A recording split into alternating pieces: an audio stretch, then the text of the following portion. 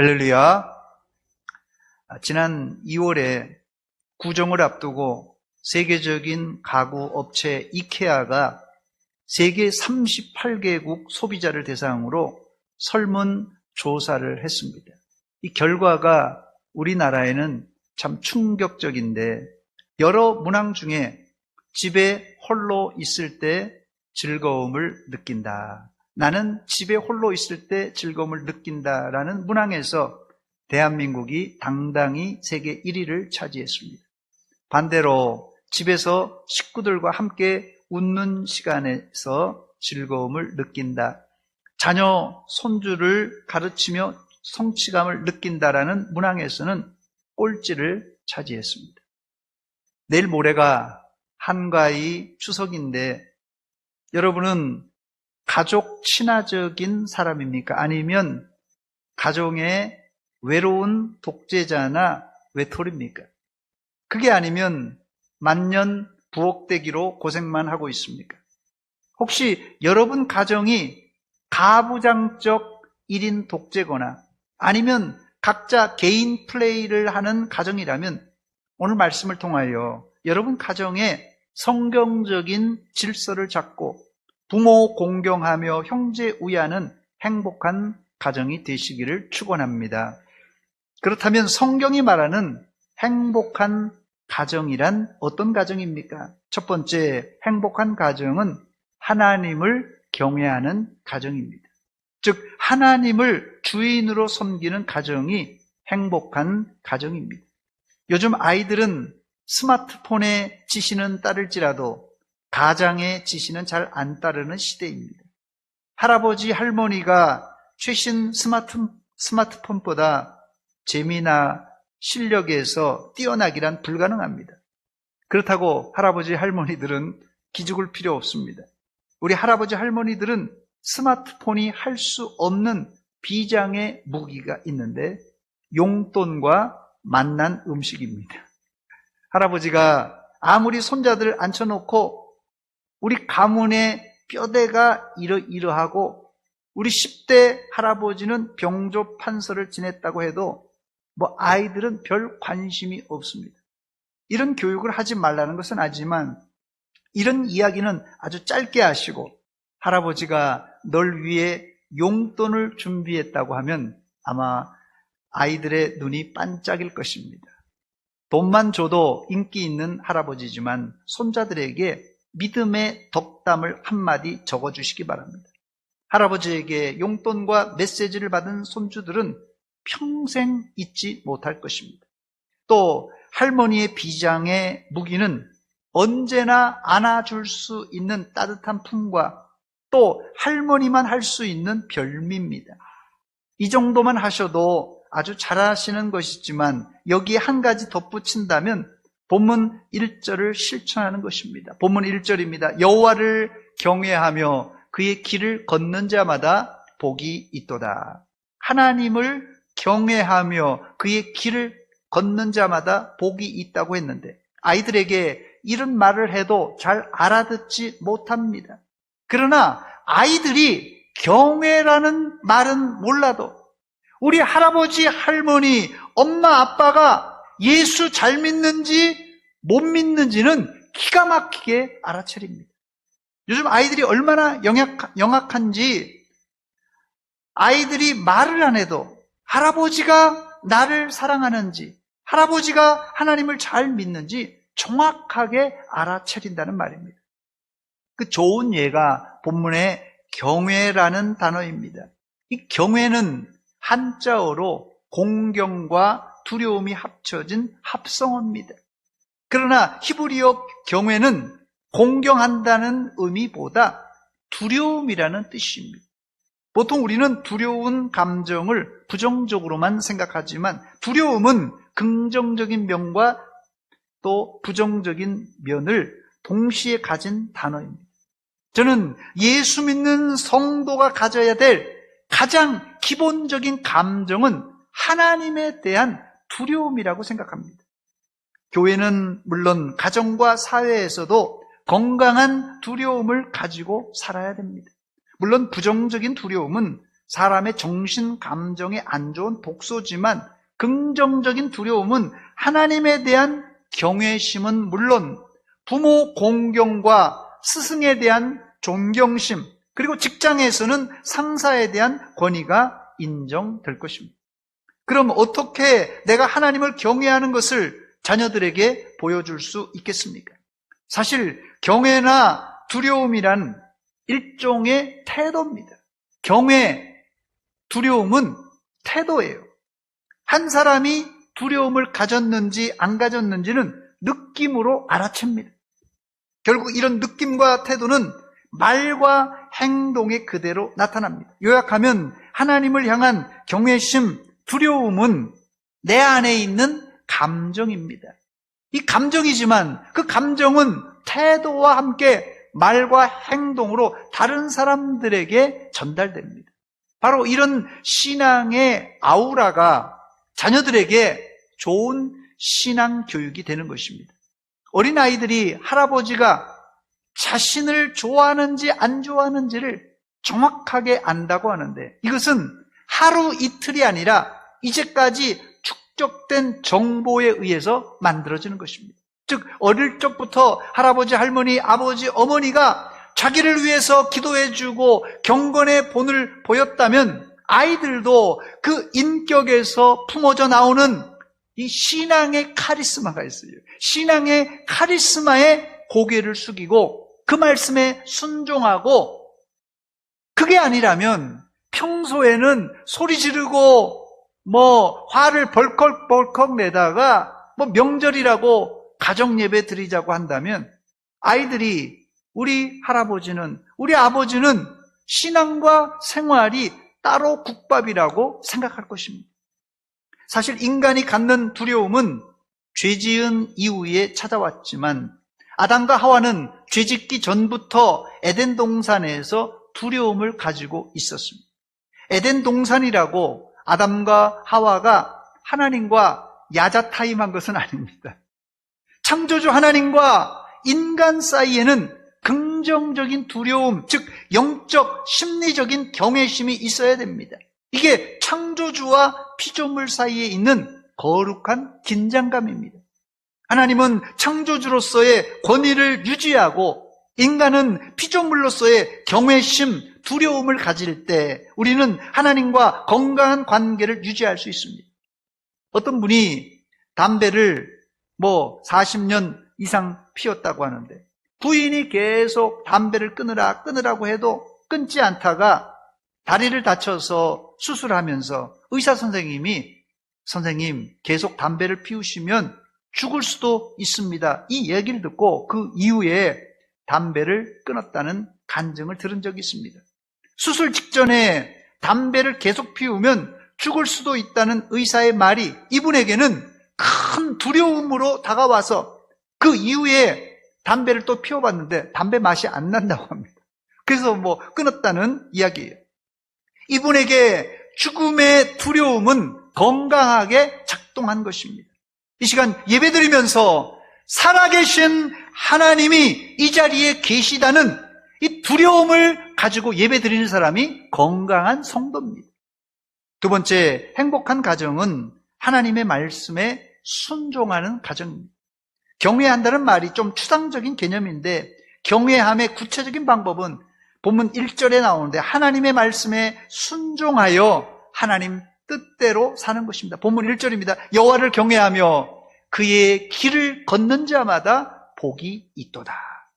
여기 사용된 길이라는 표현은 하나님께서 아브람과 언약을 맺으며 사용한 단어입니다. 창세기 18장 19절입니다. 내가 그로 그 자식과 권속에게 명하여 여호와의 도를 지켜 의와 공도를 행하게 하려고 그를 택하였다고 말합니다. 여기는 길 대신에 여호와의 도라는 단어가 사용됐는데 길이나 도나 히브리어로는 같은 단어 데렉이라는 단어입니다. 이 길, 이 도를 지킨다는 말은 쉽게 말하면 하나님이 일러주신 대로 산다는 뜻입니다. 아담과 하와가 하나님이 일러주신 대로 살지 않고 탐욕의 길을 가다가 결국 사망의 길로 갔는데 인생의 길이 여러 갈래 있는 것 같지만 사실상 두 갈래 길밖에 없습니다. 생명의 길과 사망의 길입니다. 생명의 길은 하나님의 말씀에 순종하는 길입니다. 그러나 이 순종의 길은 절대 평탄하지 않습니다. 그래서 예수님은 이 길을 좁은 길이라고 했습니다. 마태복음 7장 13절 14절 말씀 보니까 좁은 문으로 들어가라. 멸망으로 인도하는 문은 크고 그 길이 넓어 그리로 가는 자가 많고 생명으로 인도하는 문은 좁고 길이 협착하여 찾는 자가 적음이라고 그랬어요. 생명의 길은 문이 좁고 길이 협착하여 찾는 이가 없는 인기 없는 길입니다. 그러나 우리가 이 길이 생명의 길임을 알기에 힘들고 어려워도 이 길을 가는 것입니다. 문제는 지금 젊은 세대는 하나님의 말씀을 안 들으려고 합니다. 말씀을 들어야 순종할 텐데 아예 말씀을 들으려고 하질 않아요. 그래서 하나님이 이스라엘에게 순종할 수 있는 묘수를 알려주셨는데 그게 바로 쉐마 교육 방식입니다. 쉐마 교육. 신명기 6장 4절로 9절에 있는 말씀입니다. 이스라엘아 들으라. 우리 하나님 여호와는 오직 유일한 여호와이시니 너는 마음을 다하고 뜻을 다하고 힘을 다하여 내 하나님 여호와를 사랑하라.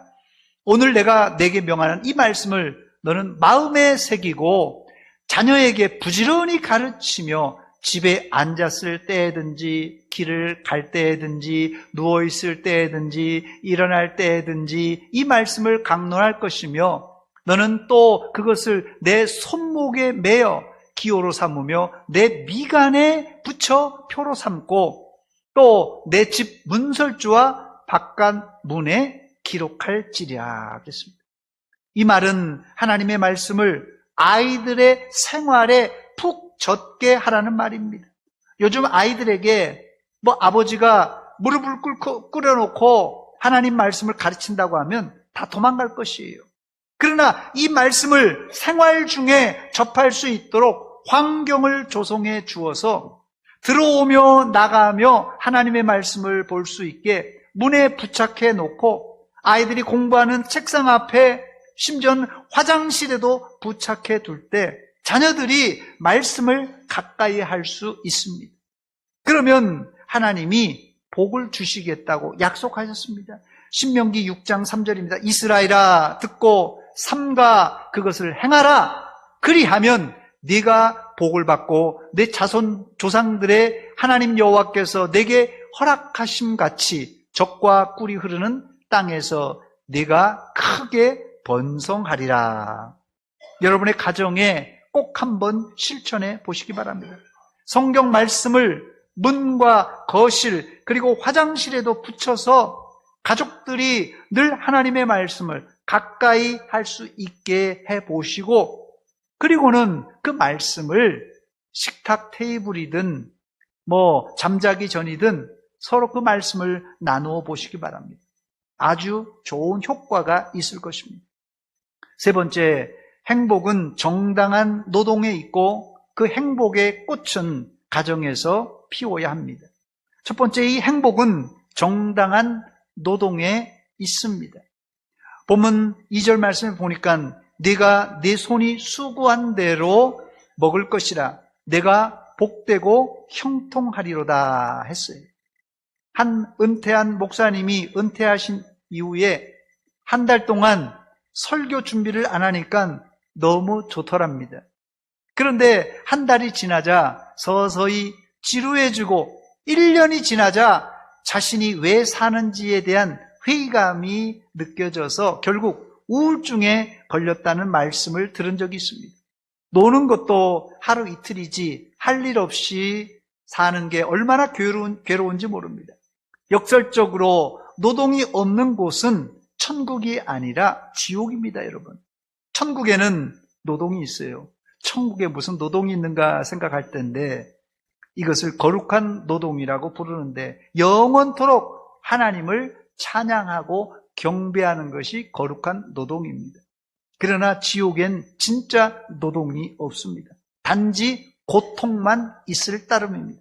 본문에 보니까 네가 내 손이 수고한 대로 먹을 것이라, 이 말은 하나님이 하와의 말을 듣고 선악과를 따먹은 후에 아담에게 하신 말씀이에요. 창세기 3장 17절 하반절의 내용입니다. 땅은 너로 말미암아 저주를 받고 너는 내 평생에 수고하여야 그 소산을 먹으리라 그랬어요.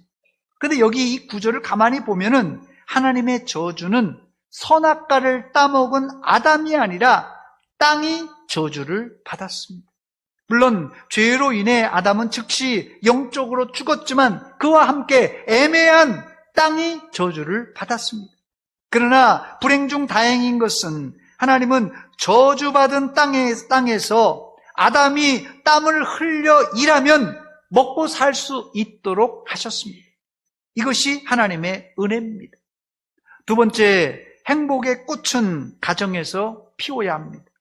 본문 3절 말씀입니다. 내 집 안방에 있는 내 아내는 결실한 포도나무 같으며 내 식탁에 둘러 앉은 자식들은 어린 감람나무 같으리로다. 혹시 이 자리에 아내는 여우 같고 자식들은 부모의 재산을 물어 뜯어가려는 하이에나라고 생각하는 분이 계십니까? 이런 가정은 살벌한 약육강식이 통하는 동물의 왕국 같은 가정입니다. 여러분의 가정은 동물의 왕국이 아니라 앞서 본을 보이며 섬기는 가장이 있고 절실한 포도와 같은 아내와 풍성한 올리브 열매 같은 자식이 있는 행복한 공동체가 되시기를 축원합니다. 어떤 분은 행복을 가정이 아닌 밖에서 찾는 사람들이 있는데 이런 사람은 수상한 사람이에요. 현대인들은 밥도 집에서 안 먹고 밖에서 먹고 또 일에 미쳐서 집에는 들어오지 않고 직장이나 사업장에 있고 자기 몸을 또 가꾸기는 열심히 잘 가꾸어서 운동과 취미생활에는 진심인 사람들이 많습니다. 이게 겉으로 보기에는 열심히 사는 것 같지만 엄밀한 의미에서 이런 행복은 가정 밖의 행복입니다. 한 미국의 백만장자가 유튜브에서 자신의 생각을 성공에 대하여 이렇게 말했습니다. 자기가 생각하는 성공이란 장성한 자녀들이 부모와 함께 시간을 보내고 싶은 마음을 갖는 것. 다시 말씀드립니다. 이분이 말한 성공이란 장성한 자녀들이 부모와 함께 시간을 보내고 싶은 마음을 갖는 것, 그런 마음을 갖는 것을 성공이라고 정의했고, 살면서 이분이 가장 듣기 좋은 소리는 아빠였다고 합니다. 여러분의 인생 성공이 무엇입니까?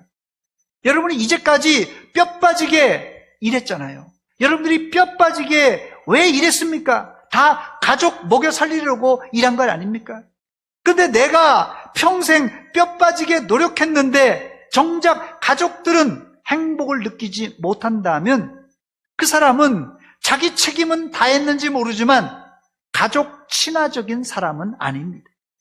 대한민국 가장들은 돈을 많이 벌어주면 책임을 다했다고 생각하는데 사실 보통 인간에게 필요 이상의 돈이 생기면 사람들은 두 가지 이상한 행동을 하게 되는데 첫째는 백발백중 불륜을 저지르고 다른 하나는 자기 취미나 유흥에 몽땅 돈을 쏟아붓습니다.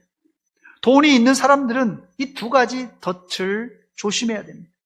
여러분이 행복을 누리려 할 장소는 골프장에 가서 영화관에 가서 술집에 가서 맛집을 찾아다니며 여행지에 가서 여기서 행복이 아니라 가정이에요. 가정. 군인이 자기 이수지역을 떠나면 탈영이라고 하는데 가장이 자기 이수지역인 가정을 떠나면 그런 가장은 곧 파탄나고 말 것입니다. 이 대목에서 한 가지 여자분들에게 꼭 부탁드립니다. 아내들도 남편들이 이수지역을 떠나 탈영하지 않도록 제발 애교 좀 부리세요. 애교죠. 남편들이 탈영합니다.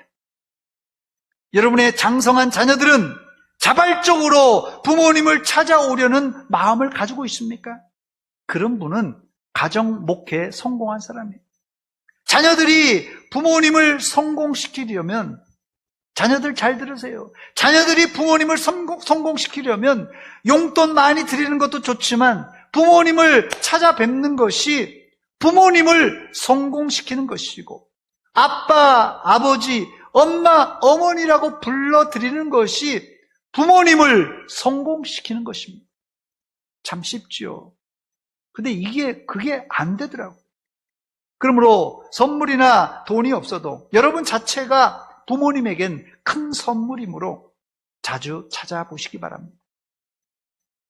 여러분, 인생의 성공이란 아주 멀리 있는 것이 아니라 매우 가까이 있고 아주 소박합니다.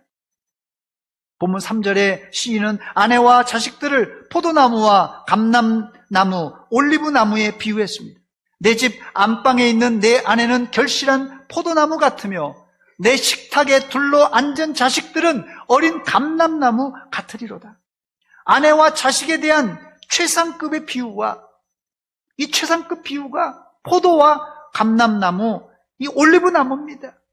아내와 자식을 이렇게 바라보는 자를 하나님이 복 주신다고 그랬는데요. 본문 5절과 6절의 복입니다. 여호와께서 시온에서 내게 복을 주실지어다. 너는 평생에 예루살렘의 번영을 보며 내 자식의 자식을 볼지어다. 이스라엘에게 평강이 있을지로다. 가정의 복은 예루살렘과 이스라엘의 번성과 복으로 이어집니다. 여러분 가정 때문에 대전시가 복을 받고 여러분 가정 때문에 대한민국이 복받는 그런 축복된 가정이 되시기를 축원합니다. 말씀을 마치며 우리 가정에 적용할 적용점을 살펴보겠습니다. 첫 번째는 가정의 행복의 키는 하나님을 경외하는 것입니다. 이것은 자녀들에게 가르쳐서 되는 것이 아니라 몸에서 풍기고 본으로 보여줘야 돼 그런 일입니다. 그래야지 효과가 있어요. 가르쳐서 되는 게 아니라 몸에서 본을 보여줘야지 이 효과가 있는 것입니다. 두 번째는 가정의 행복은 돈이나 외부에서 찾지 말고 가족에서 찾으시기 바랍니다. 여기서 우리는 두 가지 행복한 가정의 요소를 발견하게 되는데, 첫째는 가정은 하나님을 주인으로 섬기고 하나님의 말씀대로 순종해야 하고요. 두 번째는 식구들이 가장을 중심으로 서로 보고 싶고 서로 이름을 불러주며 식탁에 둘러 모여 함께 밥을 먹는 것입니다. 여러분, 행복을 엄청난 데서 찾지 말고 하나님 경외와 부모 공경 그리고 형제 우애하며 한 식탁에서 함께 밥 먹을 수 있다면 그 가정은 작은 천국을 이룰 것이 분명합니다. 이번 추석에 여러분 가족은 하나님을 주인으로 모시고 한 식탁에서 식사하며 하나님을 경외하는 가족이 되시기를 주의 이름으로 축원합니다. 기도하겠습니다. 이 시간 기도할 때 같이 한번 기도하겠습니다. 하나님, 우리 가정을 이 시간 해부해 봅니다. 우리 가정의 형편과 처지를 아신 하나님, 이번 추석을 우리가 떠올려 봅니다. 어떨 것인가 예상해 봅니다. 하나님, 우리 가정이 빗나간 부분들, 또 삐걱거리는 부분들 아시죠? 우리 가정을 치료하시고 회복하시고 부모님을 하나님 강건하게 지켜주시고 자녀들을 예수 믿게 하시고 손주들을 하나님 길을 열어주시옵소서. 여러분 가정의 기도의 제목을 놓고 함께 기도하는 시간입니다. 하나님, 우리 아버지 은혜와 사랑 감사드립니다. 이 시간 하나님 앞에 나와서 추석을 앞두고 우리가 우리 가정을 점검해 봅니다. 하나님을 경외하며 하나님의 말씀에 순종하는 가정인가, 아니면 세상의 행복을 추구하며 사는 가정인가, 우리 부모님과 또 자녀들, 손주들까지 정말 서로 이름을 불러가며 한 식탁에서 오손도손 행복을 나눌 수 있는 가정인가 돌아봅니다. 아버지, 우리 가정을 하나님 치료할 부분들을 치료하시고 회복할 부분들을 회복시켜 주시사 하나님을 경외하며 하나님의 말씀을 순종하는 그런 복된 가정으로 회복시켜 주시옵소서. 하나님 아버지,